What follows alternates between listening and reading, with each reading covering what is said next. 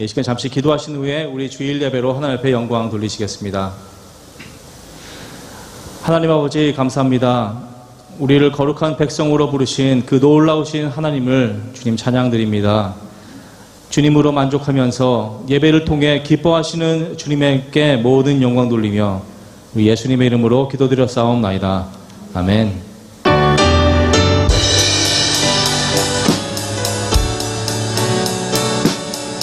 찬양드립니다. 그 크신 하나님 사랑, 그 크신 하나님의 사랑 말로나 영원하네. 저 높고 높은 저를 넘어 이 낮고 낮은 땅 위에 죄고한 영혼 구하여 그 아들 보내사 화목제로 삼으시고 죄 용서하셨네. 하나님 크신 사랑을 증명하고 못하네. 영원히 변치 않을 사랑 성도여 찬양하세. 괴로운 시간 지나가고 땅 위에 영화세 할때 죽이지 않던 영혼들은 큰 소리 내쳐 불러도 믿는 성도들에게 큰 사랑 베푸사. 우리의 죄 사하시니 은혜이. 하나님 크신 사랑을, 하나님 크신 사랑을 증량하고 하네. 영원히 변치 않을 사랑 성도여 찬양하세. 하늘을 두루마리 사고 나를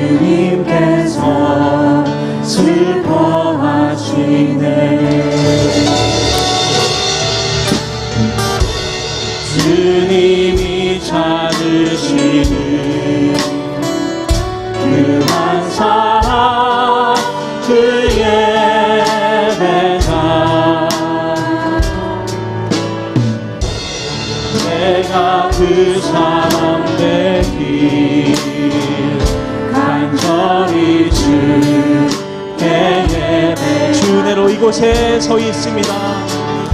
주께로 이곳에 서 있네.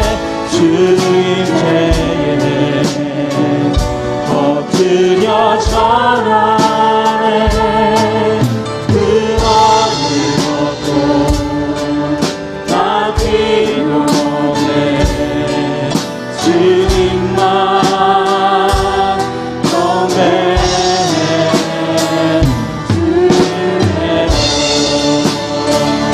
이곳에 서 있네. 주님께에 엎드려 절하네. 그 마음을 얻고 나 필요해. 주님만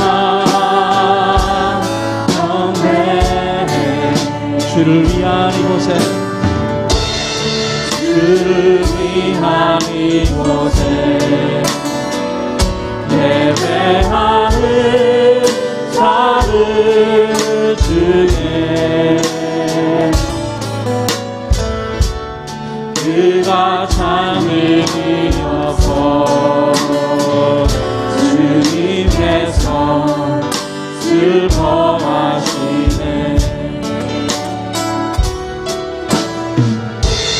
주님이 찾으시는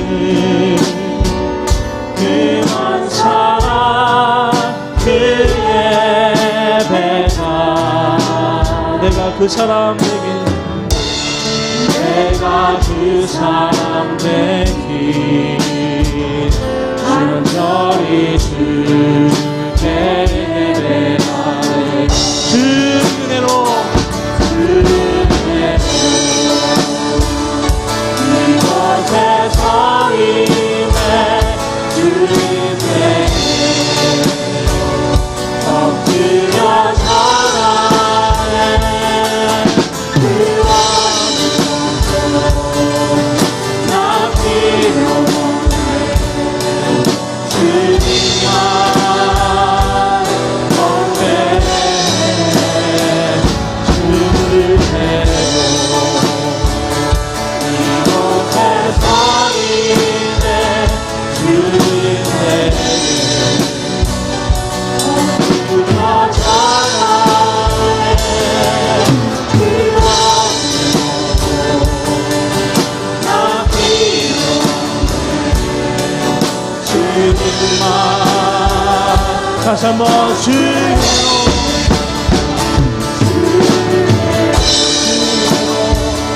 이곳에 서 있네. 주님께에 엎드려 절하네. 그 마음을 얻고 나 필요 없네. 주님만 경배해. 주님께로 이곳에 서 있네. 주님 죄에 엎드려 절하네. 그 마음을 얻고 나 필요 없네. 주님만 경배해.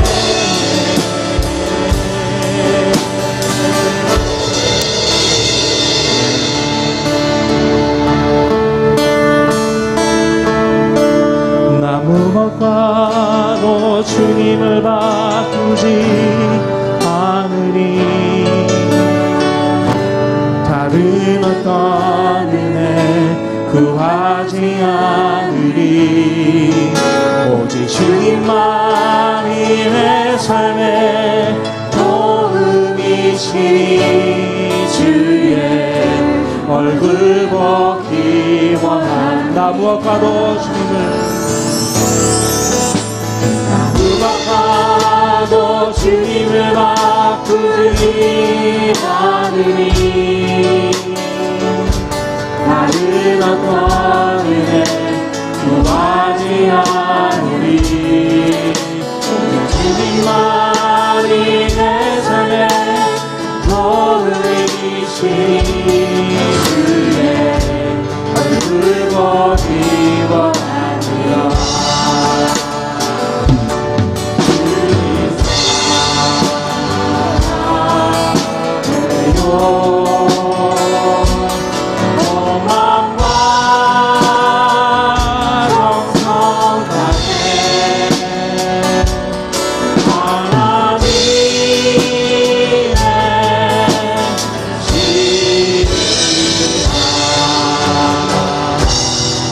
그대 기원합니다. 무엇과도 주님을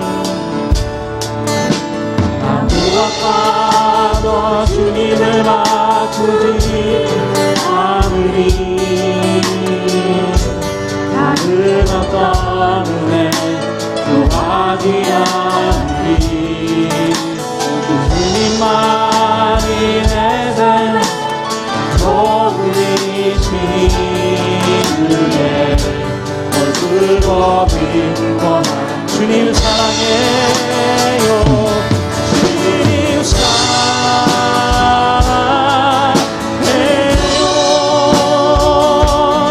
엄마마 정성 다해 하나님의 시지만 은혜 기원합니다. 주님 사랑해요.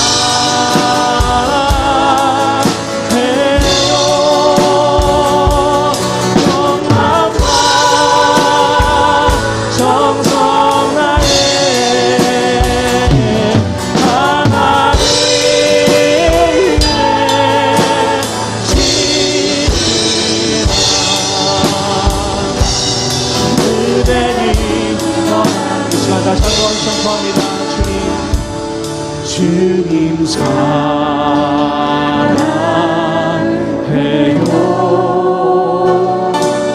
온 마음과 정성 다해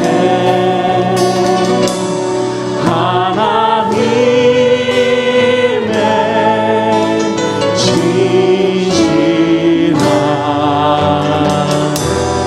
그대 기원하 다시 한번 주님 사랑해요.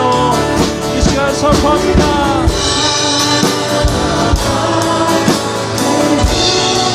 온 마음과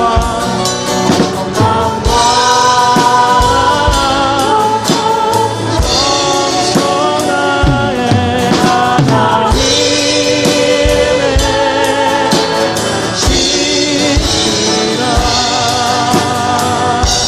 주님까지 원한 주님 사랑해요.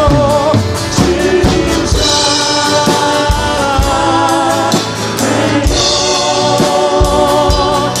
엄마와 정성 다해 하나님의 시지만 그대 기원합니다.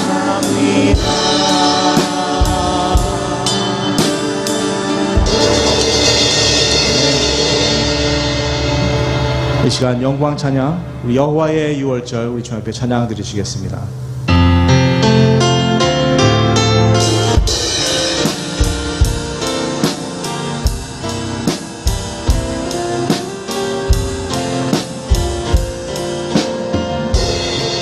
지극히 높은 주님의 낮이 성소로 들어갑니다. 세상의 신을 보고서 주도자 앞에 엎드리니 내 주를 향한 사랑과 그 신뢰가 사라져 갈 때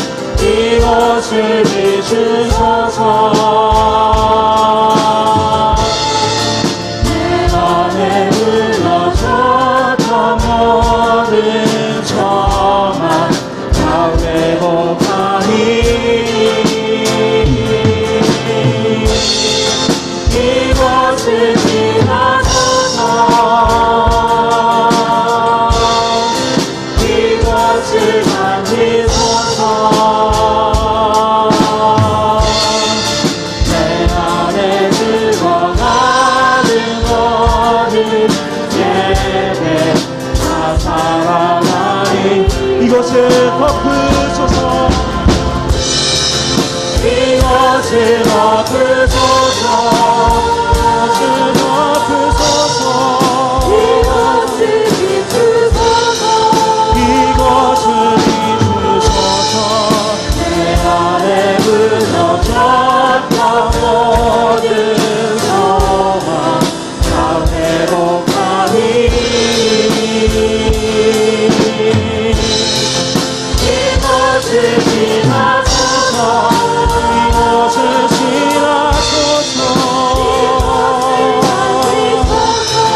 이것을 만지소서 내 안에 죽어가는 모든 예배 다 살아나리라.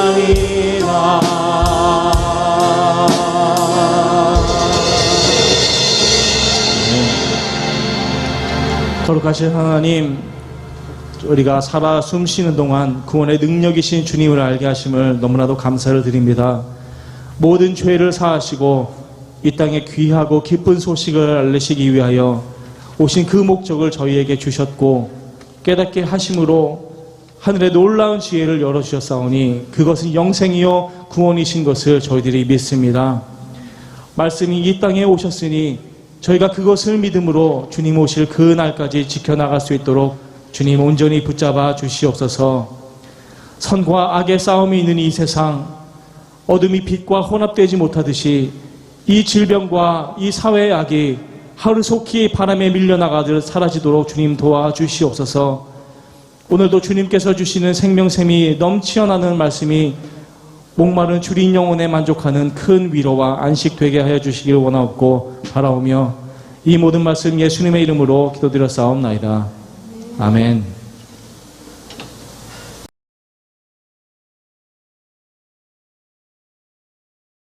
할렐루야. 사랑하는 성도 여러분, 오늘은 종려주일입니다.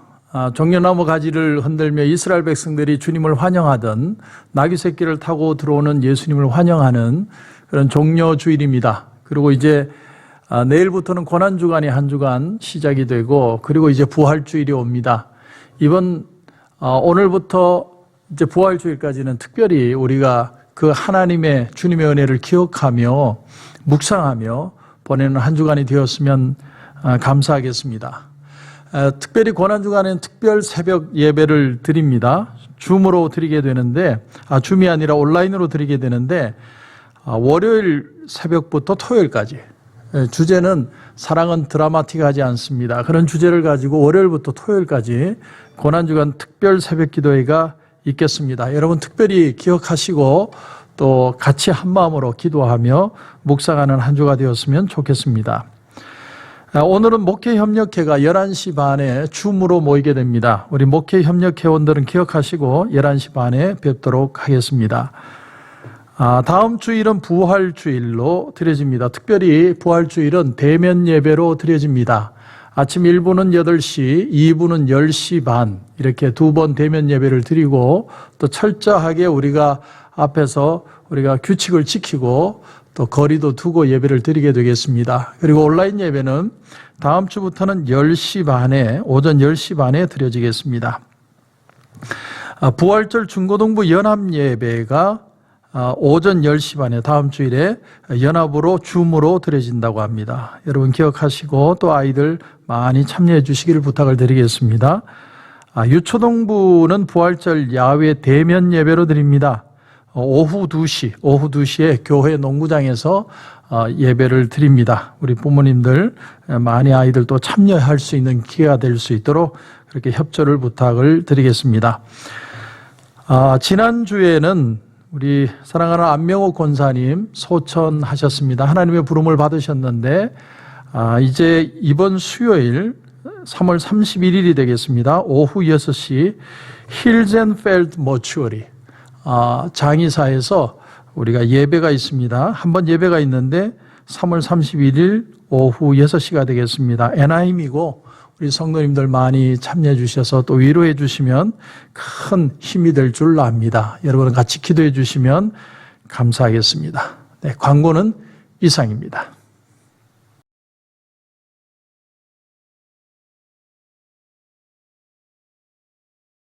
이스라엘 모든 지파 백성들이 변론하여 이르되 왕이 우리를 원수의 손에서 구원하여 내셨고 또 우리를 블레셋 사람들의 손에서 구원하셨으나 이제 압살롬을 피하여 그 땅에서 나가셨고 우리가 기름을 부어 우리를 다스리게 한 압살롬은 싸움에서 죽었거늘 이제 너희가 어찌하여 왕을 도로 모셔올 일에 잠잠하고 있느냐 하니라. 다윗 왕이 사독과 아비아달 두 제사장에게 소식을 전하여 이르되 너희는 유다 장로들에게 말하여 이르기를 왕의 말씀이 온 이스라엘이 왕을 왕궁으로 모셔오자 하는 말이 왕께 들렸거늘 너희는 어찌하여 왕을 궁으로 모시는 일에 나중이 되느냐. 너희는 내 형제요 내 골육이거늘 너희는 어찌하여 왕을 도로 모셔오는 일에 나중이 되리요 하셨다 하고 너희는 또 아마사에게 이르기를 너는 내 골육이 아니냐. 내가 요압을 이어서 항상 내 앞에서 지휘관이 되지 아니하면 하나님이 내게 벌 위에 벌을 내리시기를 바라노라 하셨다 하라여 모든 유다 사람들의 마음을 하나같이 기울게 하매 그들이 왕께 전가를 보내어 이르되 당신께서는 모든 부하들과 더불어 돌아오소서 한지라. 왕이 돌아와 요단에 이르매 유다 족속이 왕을 맞아 요단을 건너가게 하려고 길갈로 오니라. 바후림에 있는 베냐민 사람 게라의 아들 시므이가 급히 유다 사람과 함께 다윗 왕을 맞으러 내려올 때에 베냐민 사람 1000명이 그와 함께하고 사울 집안의 종 시바도 그의 아들 15과 종 20명과 더불어 그와 함께하여 요단강을 밟고 건너 왕 앞으로 나오니라. 왕의 가족을 건너가게 하며 왕이 좋게 여기는 대로 쓰게 하려 하여 나룻배로 건너가니 왕이 요단을 건너가게 할 때에 게라의 아들 시므이가 왕 앞에 엎드려 왕께 아뢰되 내 주여 원하건대 내게 죄를 돌리지 마옵소서. 내 주 왕께서 예루살렘에서 나오시던 날에 종의 패역한 일을 기억하지 마시오며 왕의 마음에 두지 마옵소서. 왕의 종 내가 범죄한 줄 아옵기에 오늘 요셉의 온 족속 중 내가 먼저 내려와서 내 주 왕을 영접하나이다 하니 스루야의 아들 아비사가 대답하여 이르되 시므이가 여호와의 기름 부으신 자를 저주하였으니 그로 말미암아 죽어야 마땅하지 아니하니까 하니라. 다윗이 이르되 스루야의 아들들아 내가 너희와 무슨 상관이 있기에 너희가 오늘 나의 원수가 되느냐. 오늘 어찌하여 이스라엘 가운데에서 사람을 죽이겠느냐. 내가 오늘 이스라엘의 왕이 된 것을 내가 알지 못하리요 하고 왕이 시므이에게 이르되 내가 죽지 아니하리라 하고 그에게 맹세하니라. 아멘. 오늘 본문의 긴 얘기를 짧게 좀 정리를 하면 다윗 왕궁에 쿠데타가 일어났습니다. 이 이야기의 전모는 이렇습니다.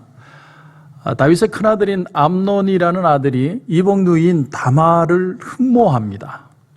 그래서 자기가 병든 것처럼 해서 자기 방으로 끌어들이고 겁탈을 하죠. 그런데 그 다말의 친오빠였던 압살롬이 복수의 칼을 갑니다. 2년 동안. 그리고 양털 깎는 날에 압살롬이 자기 그 왕자들을 다 초대를 합니다. 그리고 그날 그 암논을 죽입니다. 그리고는 그 길로 자기 외할머니가 있는 그술 지방으로 도망을 갑니다. 그리고 세월이 속절없이 3년이 흘러가는데 이 다윗의 군대 장관이었던 요압의 중재로 말미암아 압살롬이 다시 예루살렘으로 돌아오게 되죠. 다윗은 이 압살롬을 거들떠 보지도 않습니다. 사무엘하 14장 24절에 보면 왕이 이르되 그를 그의 집으로 물러가게 하여 내 얼굴을 볼 수 없게 하라 하매 압살롬이 자기 집으로 돌아가고 왕의 얼굴을 보지 못하니라. 다시 말하면 내 눈에 안 보이게 하라는 거예요. 그러니까 이 압살롬은 여기서 한 번 더 상처를 받습니다. 아버지한테. 그래서 결국은 그것이 쿠데타로 이어지게 된 것이죠.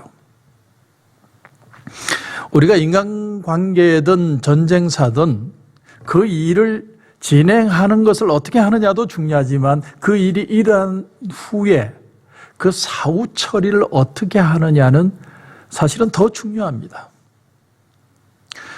러시아의 왕조 가운데 한 사람이 그 테러를 일으킨 젊은이들을 다 사형을 시킵니다. 그런데 그 사형당한 젊은이 중에 그 동생 하나가 이름이 레닌이었습니다. 레닌.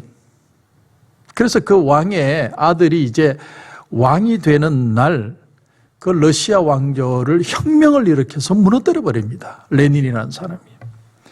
그러니까 그 피가 결국은 다시 다 돌아온다는 것이죠. 전쟁은 이기는 것만 중요한 게 아니라 그 이긴 후에 사후를 어떻게 처리하느냐가 더 중요하다는 겁니다. 1차 세계대전이 일어나고 끝난 후에 연합군들은 사후 처리를 잘 못했습니다. 그 패배한 독일에 너무 많은 걸 강요하고 무시하고 자존심을 짓밟아 버렸습니다. 그래서 결국은 그것이 도화선이 되어서 2차 대전이 다시 일어나게 되었고, 그 뼈저리게 2차 대전을 치른 후에 연합군들은 깨닫게 됩니다. 그래서 2차 대전이 끝난 후에는 독일이 패배했지만, 일본도 패배했지만 정책을 바꿉니다. 독일에 대해서는 마샬 플랜이라는 것을 적용을 해서 전쟁 후에 복구와 경제 회복을 지원을 해줍니다.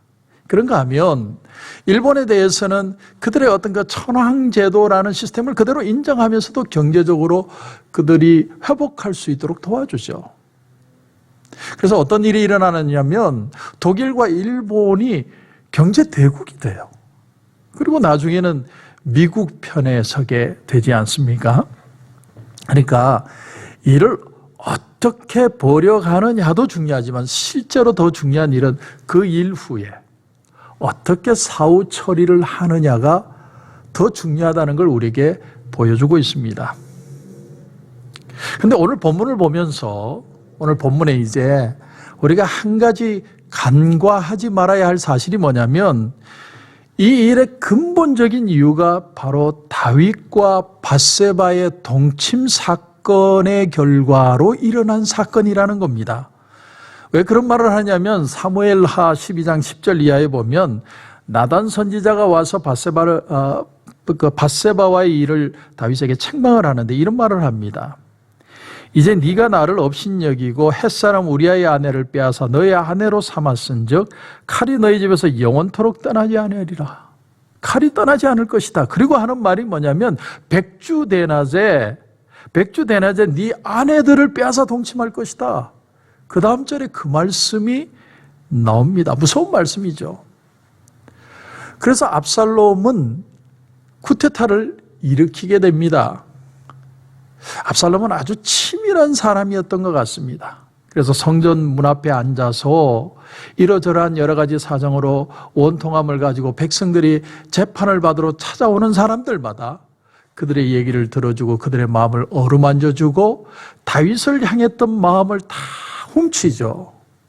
그리고는 다윗의 그 책략가였던 아히도벨은 제갈공명 같은 사람입니다. 굉장히 천재적인 머리가 좋은 사람인데 아히도벨을 자기 편으로 끌어들이고 200명의 사람과 함께 쿠데타를 일으켜요.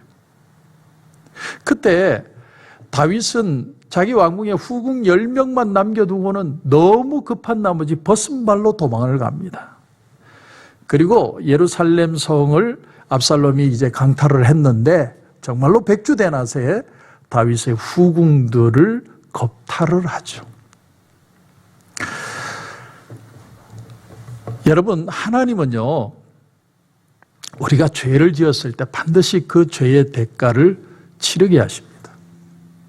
이런 얘기 들으면 여러분 무섭죠? 그래서 우리는 죄를 안 지으려고 조심해야 됩니다.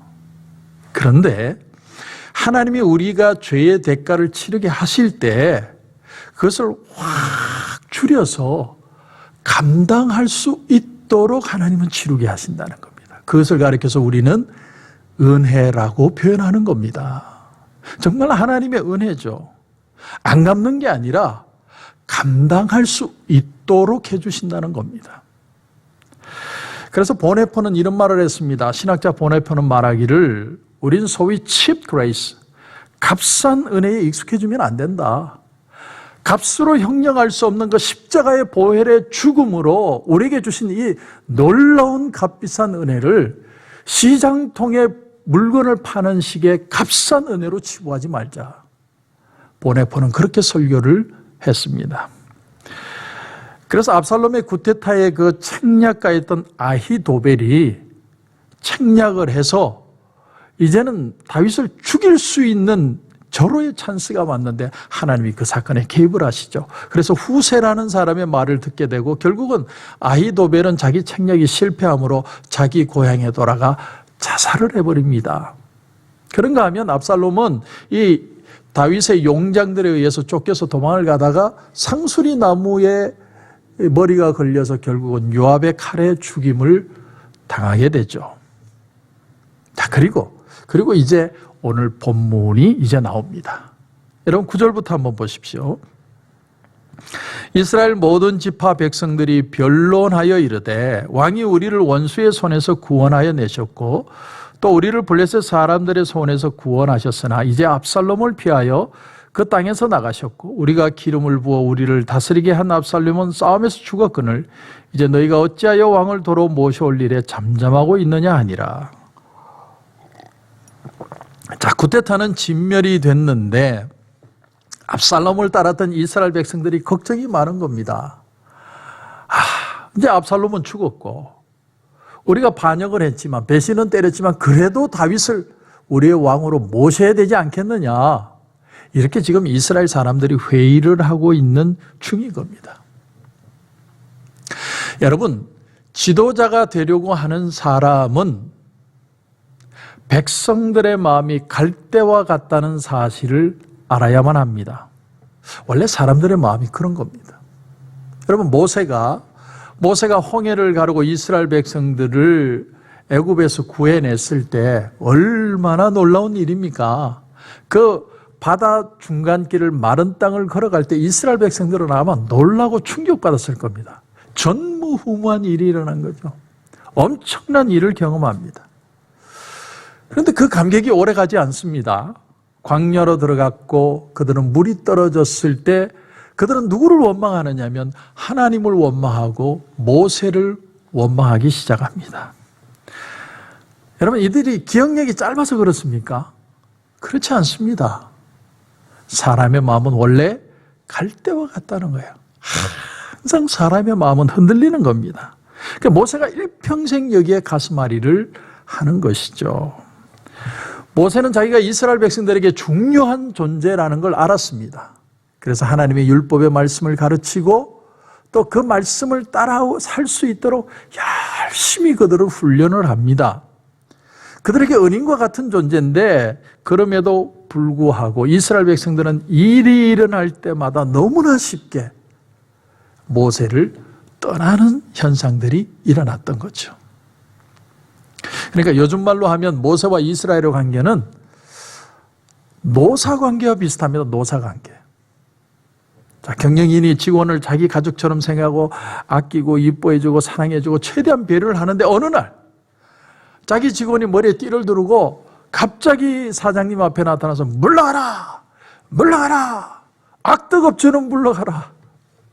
그렇게 외치면요, 이 업주가, 경영자가 그렇게 인격적으로 가족처럼 자기가 그 사람들을 대했는데 그게 아니라는 걸 느끼고 물러가라는 그 소리에 그냥 정 다 떨어지고 내가 뭐 하려고 이런 기업을 만들어가지고 내가 이런 충격과 상처를 받을 것인가 아주 깊은 고민에 빠지게 되겠죠.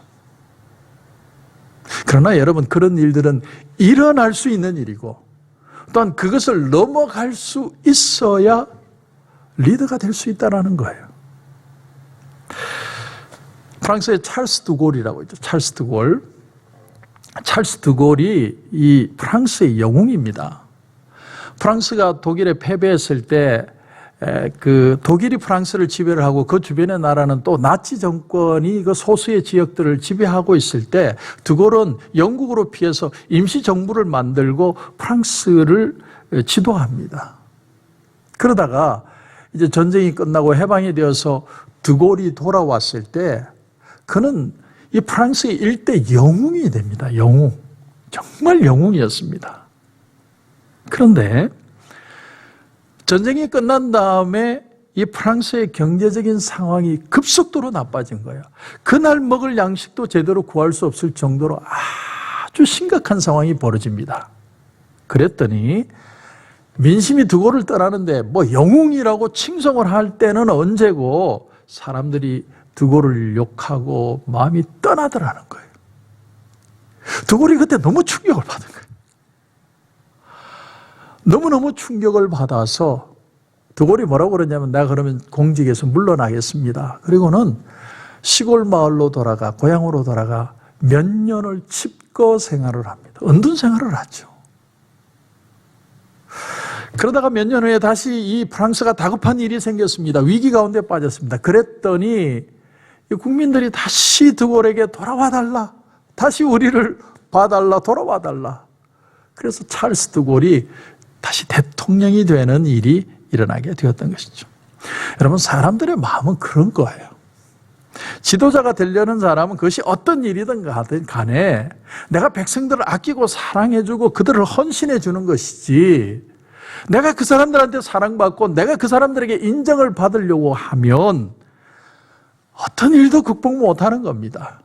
그것이 바로 리더의 자리라는 것이죠. 그런데 오늘 이 말씀의 놀라운 점은 뭐냐면 이 구테타를 다윗은 반역으로 생각을 하지 않고 하나님이 자기에 대한 징계로 받아들였다는 겁니다. 이게 놀라운 거예요.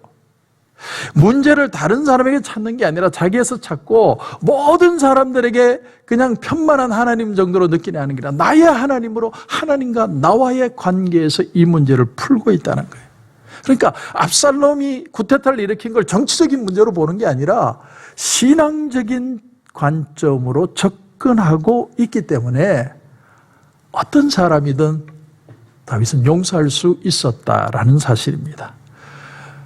그 중에 한 예가 오늘 본문에 나오는 시므이라는 사람입니다. 시므이. 여러분 오늘 16절 이하를 한번 보시면 바후림에 있는 베냐민 사람 게라의 아들 시므이가 급히 유다 사람과 함께 다윗 왕을 맞으러 내려올 때에 베냐민 사람 1000명이 그와 함께하고 사울 집안의 종 시바도 그의 아들 15과 종 20명과 더불어 그와 함께하여 요단강을 밟고 건너 왕 앞으로 나오니라. 자, 시므이라는 사람이 누굽니까? 다윗이 벗은발로 도망갈 때 그를 저주하고 욕한 자죠. 비루한 자여, 사악한 자여, 피를 흘린 자여, 가거라 가거라 뒤에서 돌 던지며 욕한 사람입니다. 오죽 화가 났으면 아비새가 내가 건너가서 저놈의 목을 베겠습니다. 다윗이 그때 뭐라고 그래요? 하나님이 저 사람을 통해 나를 저주하시려고 하는데 네가 무슨 상관이 있길래 그렇게 말을 하느냐. 다윗이 그렇게 제재를 하죠. 그런데 전쟁이 끝나고 나니까 누가 찾아왔느냐면 그 시므이, 욕한 시므이가 찾아온 겁니다. 그래서 오늘 18절도 보시면 시므이가 왕 앞에 엎드려 왕께 아뢰되 내 주여 원하건대 내게 죄를 돌리지 마옵소서. 내 주 왕께서 예루살렘에서 나오시던 날에 종의 패역한 일을 기억하지 마시오며 왕의 마음에 두지 마옵소서. 사실은 믿게 보일 수 있죠. 얼마나 미워요. 근데 다윗은 그것을 잊어버렸습니다. 근데 놀라운 사실은 시므이는 자기가 한 짓을 정확하게 기억한다는 거예요. 여러분, 누가 우리에게 잘못을 할 때 우리는 잊어버릴 수 있는데 그 잘못을 한 사람은 계속 그것을 기억한다는 거예요. 그게 guilty feeling입니다. 내가 그 죄를 갚기 전에는 계속해서 기억으로 내 속에 남아있는 겁니다. 그래서 그런 말이 있지 않습니까? 맞은 사람은 두 다리 뻗고 자지만 때린 사람은 웅크리고 잔다고.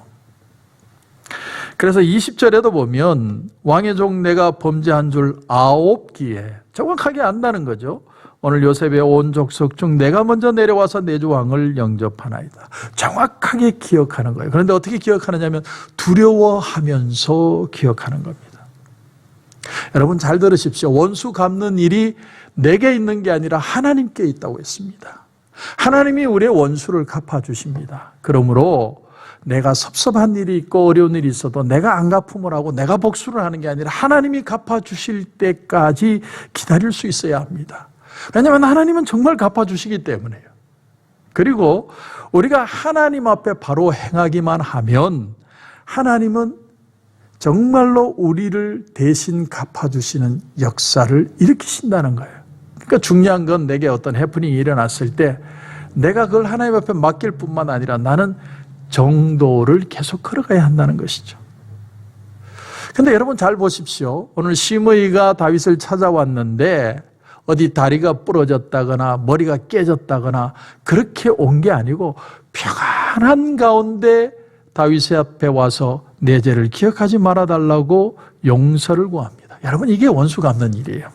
그러므로 여러분 우리가 제자의 길을 간다든가 내가 리더의 삶을 사는 사람들은 대접받기 위해서 이 일을 하는 것도 아니고 사랑받기 위해서 이 일을 하는 것도 아니고 오로지 사명감으로 하는 거예요. 사명감. 사람은 원래 갈대와 같다는 겁니다. 그래서 다윗은 이 일을 정치적으로 보지 않고 양과 목자의 관계로 보았기 때문에 그들을 받아들이는 거예요. 신앙적으로 보았기 때문에 그들이 상처받은 양으로 보고 그들이 돌아올 때 그들을 웰컴할 수 있었다는 사실입니다. 아버지로는 아들들에게 조금 부족한 점이 있습니다. 저는 보면서 조금 압살롬의 마음을 만져줬더라면 이렇게 구테타까지 일어날 수 있었을까라고 저는 한번 생각을 해봅니다. 그런데 이 일 후에, 사후에, 전쟁 후에 다윗은 깊이 깨달았던 것 같아요. 정말 깊이 깨달았던 것 같아요. 그래서 열왕기상 2장 2절 이하에 보면 다윗이 이제 세상을 떠나는데 자기 아들 솔로몬을 불러다 놓고 이런 얘기를 합니다. 내가 이제 세상 모든 사람이 가는 길로 가게 되었노니 너는 힘써 대장부가 되고 내 하나님 여호와의 명령을 지켜 그 길로 행하여 그 법률과 계명과 율례와 증거를 모세의 율법에 기록된 대로 지키라. 그리하면 내가 무엇을 하든지 어디로 가든지 형통할지라. 여기 보면 다윗이 정말 진심으로 유언을 하는 걸 봐요. 이 솔로몬이라는 아들을 얼마나 아끼는지. 이 다윗은 뭔가 모르게 아들들과의 대화는 서툰 사람. 그런데 이 세상을 떠나면서 정말 진심으로 아들에게 자기가 어떻게 축복받은 인생이 되었는지를 가르쳐주면서 떠납니다. 그러므로 여러분 기억하십시오. 내가 힘들 때, 내가 어려움을 당할 때, 하나님 우리가 잘못할 때 그 고름을 째고 찢어서라도 치유하고 회복하시는 분이에요. 그러나 그렇게만 갚으시는 게 아니라 때론 우리에게 하나님께서 그 일을 기다릴 때 하나님이 갚아주심으로도 갚아주시는 거예요. 그러니까 우리의 구원은 그냥 예수 믿고 구원받았다는 것으로 끝나는 게 아니라 전인적인 구원이에요. 물심양면으로 하나님이 우리를 구원하시는 역사라고 하는 것입니다. 다윗은 아들과의 관계가 원활하지 않은 사람이에요. 서툰 사람이죠. 대화가 늘 가슴에 두고 살았던 사람이었던 것 같습니다. 저는 아쉬움을 봅니다. 하지만 압살롬이 죽은 후에 그는 깊이 깨닫고 다윗은 많이 자랍니다. 그리고 자기의 죽음의 자리에서 자기 아들 솔로몬에게 진심으로 축복의 말을 해주고 떠나는 것을 봅니다. 사랑하는 성도 여러분, 우리는 이 세상에 태어나서 정말 한평생을 살며 하나님을 인격적으로 만나가는 겁니다. 그게 신앙이죠. 한번 물질 축복 잘 받고 자식 잘 되는 거로 끝난다면 하나님은 우리와 인격적인 관계가 아닙니다. 그러나 하나님은 때를 따라 어떤 때는 복도 주시지만 어떤 때는 우리를 때리기도 하시고 깨닫기도 하시고 그러면서 자라는 거예요. 성숙해 가는 거예요. 하나님을 알아가는 겁니다. 성화의 단계를 지나고 그리고 우리가 이 세상을 떠나는 날 영화로운 모습으로 하나님 나라를 가는 겁니다. 그게 바로 신앙인이라는 거죠. 오늘은 정려주일입니다. 예수님이 나귀 새끼를 타고 예루살렘 성에 입성할 때 많은 사람들이 종려가지를 흔들며 예수님을 환영하는 그런 날입니다. 그런데 예수님은 유월절 어린 양을 잡는 그 시즌에, 그 타임에 그 유월절 어린 양이 본인이 되시기 위해서 이제 죽으러 예루살렘 상에 들어오시는 겁니다. 그런데 요한복음 11장 53절을 보면 이런 말씀이 나옵니다. 이날부터는 그들이 예수를 죽이려고 모의하니라. 예수님이 나사로를 무덤에서 살려내신 후에 민심이 예수님께로 확 쏠려서 예수님을 메시아로 생각하려는 것 같다는 두려움이 바리새인들과 그리고 대제사장들에게 생기자 어떻게 생각했냐면 예수를 죽여야 되겠다. 그래서 호시탐탐 예수님을 죽이려고 합니다. 그래서 예수님도 성경을 보면 유대인들 가운데 드러나게 다니지 아니하시고 또 빈들 가까운 에브라임이라는 동네에 머무르셨다고 성경은 얘기를 합니다. 그런데 예수님은 그런 위험한 상황을 알면서도 오늘 나귀 새끼를 타고 예루살렘 성을 입성하십니다. 그러니까 예수님은 어떤 뿌듯함이나 사람들에게 존재감을 드러내기 위해서 오시는 게 아니라 십자가의 죽음을 결단하고 이제는 이 온 인간을 구원하시기 위해서 주님이 죽음의 길을 걸어가시는 것이죠. 요한복음 12장 12절 이하에 보면 그 이튿날에는 명절에 온 큰 무리가 예수께서 예루살렘으로 오신다는 것을 듣고, 그러니까 정보가 센 거예요. 누군가가 이 얘기를 한 겁니다. 사람들이 모인 겁니다. 그리고 종려나무 가지를 가지고 맞으러 나가 외치되 호산나 찬송하리로다. 주의 이름으로 오시는 이곳 이스라엘의 왕이시여 하더라. 종려나무 가지는 사랑과 존경과 기쁨의 표현이라고 했습니다. 그리고 호산나라고 외칩니다. 호산나는 Save us now. 지금 우리를 구원해 달라는 말이에요. 지금 메시아여 우리를 구원해 주셔서, 이런 외침입니다.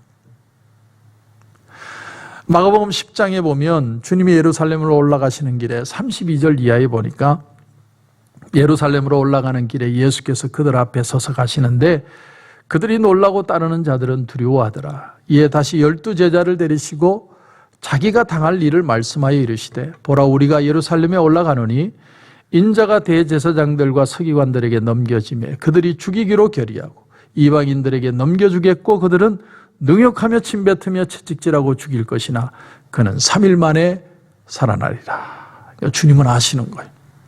지금 내가 이 길을 올라가면 그 사람들은 나를 능욕하고 채찍질하고 침뱉고 나를 괴롭히고 희롱하고 결국은 십자가에 달려 죽으실 것이라는 걸 아시고 이 길을 가는 거예요. 근데 왜 가시느냐? 저들은 양이라는 거예요. 저들은 지금은 모르지만 언젠가는 주님이 십자가에 달려 죽으시면 부활하시면 다시 그들이 돌아올 양이라는 걸 아시기에 목자의 마음으로 주님은 지금 올라가시고 계시는 거예요. 지금은 막 종려나무 가지를 흔들고 호산나 호산나지만 저들이 침뱉고 죽여라, 십자가에 달려 죽여라, 그렇게 배신할 것을 주님은 아시지만 그들은 또한 양이기에 다시 돌아올 거라 하시고 주님이 그 길을 걸어가셨다는 겁니다. 마태복음 26장에 주님이 겟세마네 동산에서 체포되신 후에 대제사장 가야바의 뜰에서 신문을 받으십니다. 그 뜰에서 네가 하나님의 아들 그리스도냐? 가야바가 신문을 하니까 주님이 뭐라고 대답을 하시냐면 네가 말하였느니라. 그러나 내가 너희에게 이르노니 이후에 인자가 권능의 우편에 앉아 있는 것과 하늘 구름을 타고 오는 것을 너희가 보리라. 그 말을 듣자마자 너무 열받아가지고 너 사형! 그리고는 침을 뱉고 뺨을 때리고 두들겨 패고 그런 일들이 일어나기 시작합니다.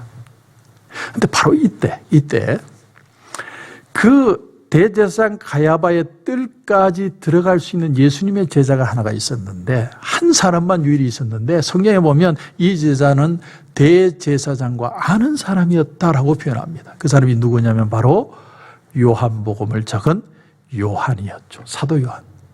그러니까 대제사장이 지금 예수님을 신문하고 있을 때 예수님이 내가 장차 구름 타고 오리라는 그 이상한 말씀을 요한 제자도 들은 거예요.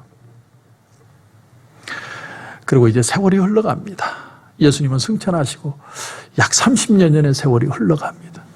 사도 요한은 밤모섬에 로마 황제의 핍박으로 유배되어서 그래서 요한계시록을 적게 되죠. 성령의 감동으로 하나님 나라를 보고 요한계시록을 적는데 요한계시록 1장 7절에 보면 이런 말씀이 나옵니다. 볼지어다 그가 구름을 타고 오시리라. 바로 주님이 30여 년 전에 하셨던 그 말씀을 기억하고 그대로 적고 있는 거예요. 얼마나 충격적이고 얼마나 놀라운 말씀이었으면 그걸 기억하고 그대로 적는 거예요. 그런데 제가 요한계시록을 강의하면서 여러분에게 드린 말씀이 있습니다. 사도 요한은 성령의 감동을 받았을 때 바로 성경을 요한계시록을 적은 게 아니라 구약의 말씀에 어디에 그 말씀이 있는지를 보고 그 말씀의 예언과 오늘 이루어진 이 말씀을 매치해서 요한계시록을 적었다고 했습니다. 보라, 인자가 구름을 타고 오리라. 이 말씀은 어디에 나오는 말씀이냐면 다니엘서 7장 13절에 나오는 말씀이에요. 그 오실 인자가 바로 메시아가 예수님이라는 걸 여기서 매치시키고 있는 거예요. 그런데 사도 요한은 여기서 끝난 게 아니라 그 뒤에 한 구절을 더 애드합니다. 그 구절이 요한계시록 1장 7절을 다시 보니까 각 사람의 눈이 그를 보겠고 그를 찌른 자도 볼 것이요 땅에 있는 모든 족속이 그로 말미암아 애곡하리니 그러하리라. 마치 이 말씀을 보면 저주의 말씀처럼 보여요. 그런데 왜 애곡할까요? 왜 사도 요한은 이 말씀을 붙였을까요? 사도 요한은 이 말씀을 스가랴 12장 10절 이하의 말씀을 가지고 와서 끌어다가 여기에 붙였습니다. 그 스가랴 12장에 나오는 말씀의 미닝이 뭐냐면 많은 사람들이 하나님을 배반하고 떠났지만 하나님 앞에 회개하고 돌아올 것이라는 의미로 적힌 말씀이에요. 다시 말하면 그를 찌른 자도 볼 것이고 그리고 땅에 있는 모든 족속이 그로 말미암아 애곡한다는 말의 미닝은 주님이 구름 타고 이 땅에 오실 때, 주님이 다시 이 세상에 오실 때 많은 사람들이 회개하며 주님 앞으로 돌아오게 될 것이다. 그 말씀을 계시록 1장 7절에 말하고 있는 거예요. 그러니까 예수님이 복수를 하시는데 미움의 복수를 하는 게 아니라 은혜와 생명과 사랑의 복수를 하신다는 거예요. 수많은 사람들이 주님 앞에 회개하며 기뻐하며 돌아오게 될 것이다. 성도 여러분, 말씀을 정리합니다. 사람의 마음은 갈대와 같지만 하나님은 끝까지 약속을 지키시고 끝까지 한 사람이라도 돌아오게 회개하게 하시는 분이십니다. 목자와 양의 개념, 다윗은 이것을 정확하게 깨달았고 백성들이 그들에게 돌아왔을 때 그는 웰컴할 수 있었습니다. 왜냐하면 자기도 하나님 앞에 양이고 그들을 양으로 볼 수 있었기 때문에. 사랑하는 성도 여러분, 우리는 주님의 양입니다. 우리는 주님 앞에서 사는 거예요. 그런가 하면 우리는 그 누군가를 양으로 생각하고 불쌍히 여기며 받아들일 수 있어야 합니다. 이 마음이 있을 수 있다면 이번 한 주간 고난주간은 정말 우리에게 유익되고 축복이 되는 한 주가 될 것입니다. 그런 은혜가 저와 여러분 가운데 넘치시길 주님의 이름으로 축원합니다. 기도드리겠습니다.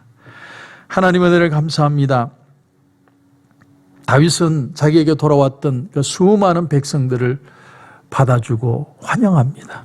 하나님, 우리는 하나님 앞에 주님은 나를 기르시는 목자고 우리는 주님의 어린 양인 것을 기억하고 받아들이고 이해하고 또한 우리가 세상을 살면서도 많은 사람들과의 관계 속에 목자와 양의 개념을 알고 신앙의 개념으로 다시 한번 회복되는 역사들이 많이 일어나게 하여 주옵소서. 우리의 가정에도 우리의 직장에도 우리가 살아가는 모든 사람들을 만나는 상황에도 이런 신앙의 눈으로 보고 회복되고 치유되는 많은 역사가 이번 한 주 고난주간에 크고 풍성하게 우리 가운데 일어나게 하여 주시옵소서. 주님 은혜 주실 줄 믿고 예수님의 이름으로 기도드립니다. 아멘.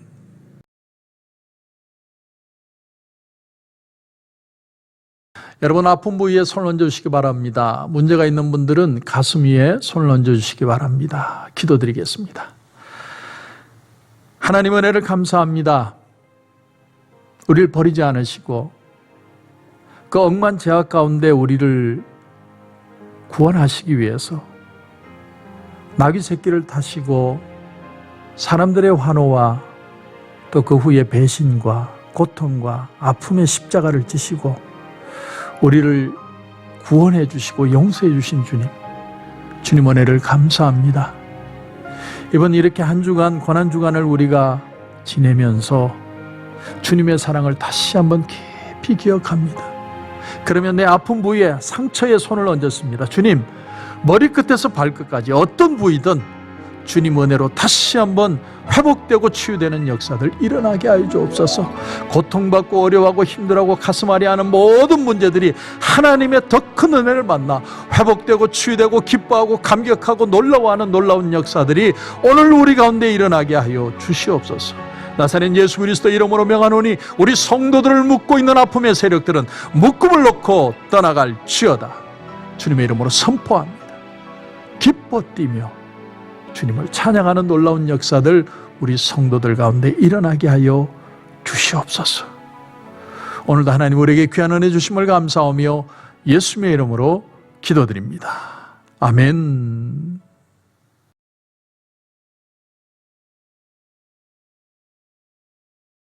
하나님 은혜를 감사합니다. 오늘 이렇게 귀한 예물 우리가 하나님 앞에 올려드립니다. 주님이 이 땅에 오신 이유를 다시 한번 기억하는 귀한 종려주일이 되게 하시고 오늘 11조로 감사로 선교로 구제로 건축으로 비전으로 주일 헌금으로 일일이 구별하여 드리는 손길들마다 하나님 만배의 복으로 갚아 주시옵소서. 세상을 살며 어떤 일을 만나든 주님의 은혜 안에서 바라볼 수 있는 눈을 가지게 하시고 일평생이 인격적으로 성숙해가는 시간인 것을 깨달아서 주님 안에 더 풍성하고 아름답고 축복된 인생들이 다 되게 하여 주옵소서. 혹시나 물질로 다 고통당하는 우리 성도들이 있다면 하나님이 한 발 없어 길을 열어주시고 하나님이 채워주시는 놀라운 역사를 경험하게 하여 주시옵소서. 오늘도 이 세상을 살며 믿음으로 살아갑니다. 30배, 60배, 100배의 놀라운 축복이 우리 성도들 가운데 일어나게 하여 주시옵소서.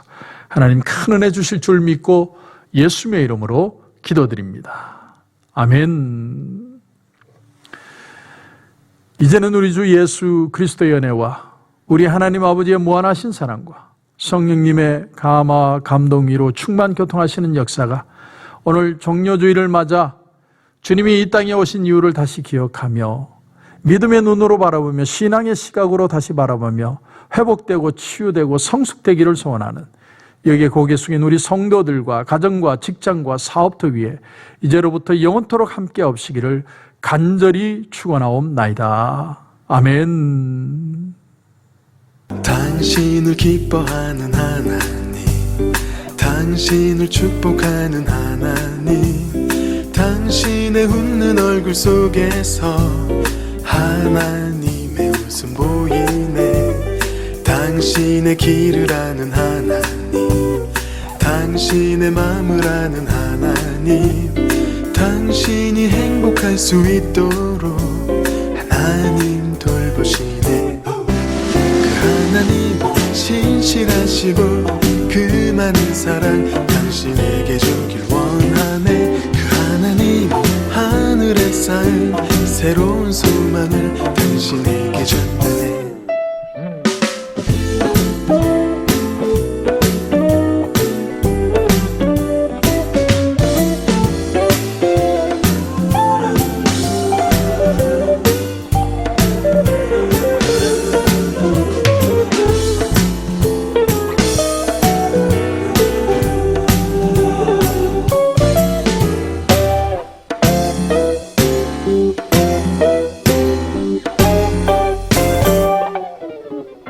당신을 기뻐하는 하나님, 당신을 축복하는 하나님, 당신의 웃는 얼굴 속에서 하나님의 웃음 보이네.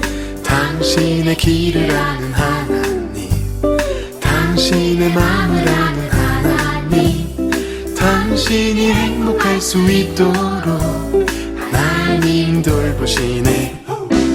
하나님 신실하시고 그 많은 사랑 당신에게 주길 원하네. 그 하나님 하늘에 쌓인 새로운 소망을 당신에게 준다네. 그 하나님 신실하시고 그 많은 사랑 당신에게 주길 원하네. 그 하나님 하늘에 쌓인 새로운 소망을 당신에게 준다네. 하늘의 축복을 그대 마음에, 하늘의 축복을 그대 삶 속에